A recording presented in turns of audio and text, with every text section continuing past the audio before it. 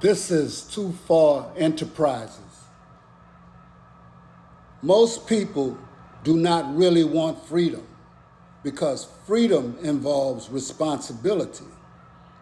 And most people are frightened of responsibility.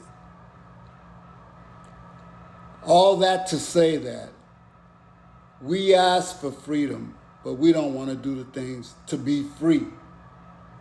But I'm going to have to let you listen to something because obviously we don't know who we are, and that's all of us. Those who are in the majority and those who are in the minority. Those who are rich and those who are poor. And those that think they're middle class, okay? Because they're wiping that whole class out. And they don't care if you're black or white. But the fact of the matter is, you're all Africans. We are all Africans. But you don't want to hear that from me. Black people run for the hills when you even talk about Africans. White folks don't know. They don't want to know. They don't want to be nothing like us. And you know what? I wish you weren't. But the fact is we're all one human family. Okay? And that is a fact. Now, don't listen to me. I know you hate for me to say it. So, here you go. It's extremely low. We are a very, very uniform species compared to other species, even chimpanzees. It's been said that if you take two chimpanzees from the same forest in Africa, they're likely to be more different from each other genetically than any two humans in the world.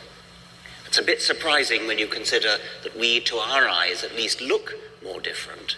But the genetics is very clear that we are an astonishingly uniform species. We are all one species, one very uniform species, and we originate very recently in Africa. We are all Africans. Thank you. Richard, how you doing? I got this for you. Oh, look at that. Are we getting that on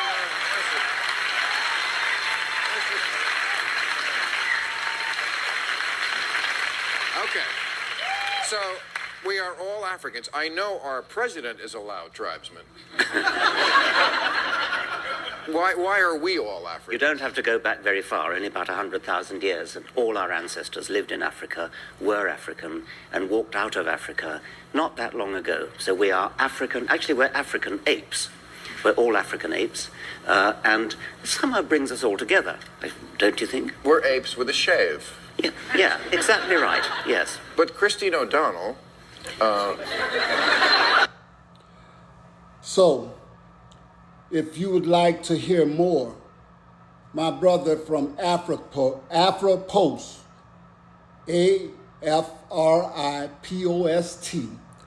has more for you there. Moving on. Demetra K. put out a stern statement and also a call for help to see if there are any black folks out there or any people out there that care that a man that may not be guilty in Missouri, who potentially may be executed in this September, we step up and try to prevent an innocent black man from being hung by Governor Mike Parson's refusal to accept any new evidence in the case and claims to want to give the family of this lady who was stabbed 40-some times, okay? And they just deemed it necessary to get someone to pay for that crime. And we know from the past, hangings, burnings, and so forth, that all a white person, especially a woman, has to do is just point to a black man. And they will be more than happy to accommodate killing him for that crime. Okay? And how many times have they done it? And we found out later it was one of her own brothers and sisters. Although we all supposed to be brothers and sisters, but I'm talking about it was one of her white brothers and sisters. And usually that's the case when they kill a black man, you know, for doing stuff like that, because we normally are such spiritual people, we want to live like human beings. But the beasts of the field won't let us do that. In closing, I'd like to talk about another issue where a black man thinks that Juneteenth is a farce.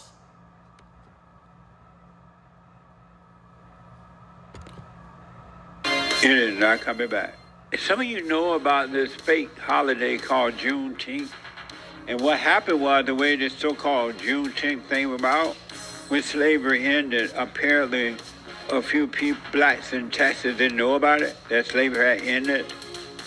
And when, I don't know how long it took, but whenever they got the word that slavery ended, they were like, why you didn't tell us, right?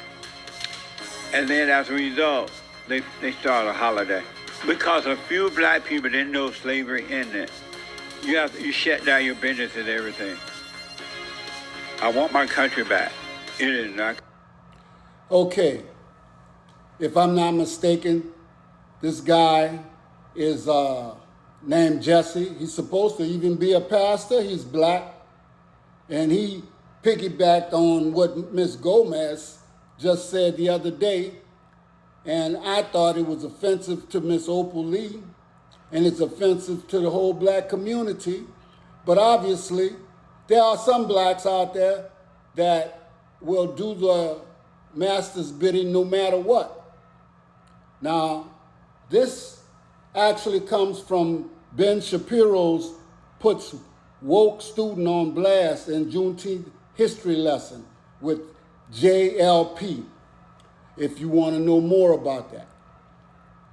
I'm going to finish talking about those in our community that look like us, but they are working against us.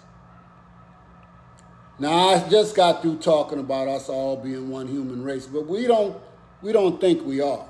And so therefore, we have to sometimes pick a side. All right. And a lot of time life picks that side for us just by this new thing called colorism.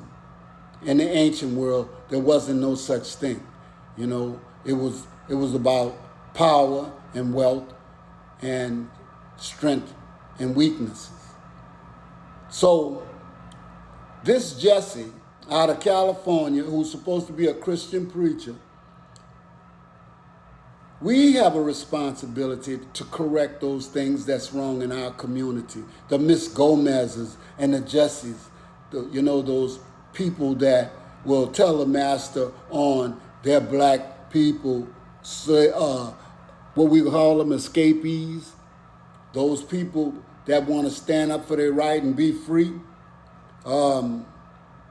Freedom comes with a cost. And why do we allow others to define us?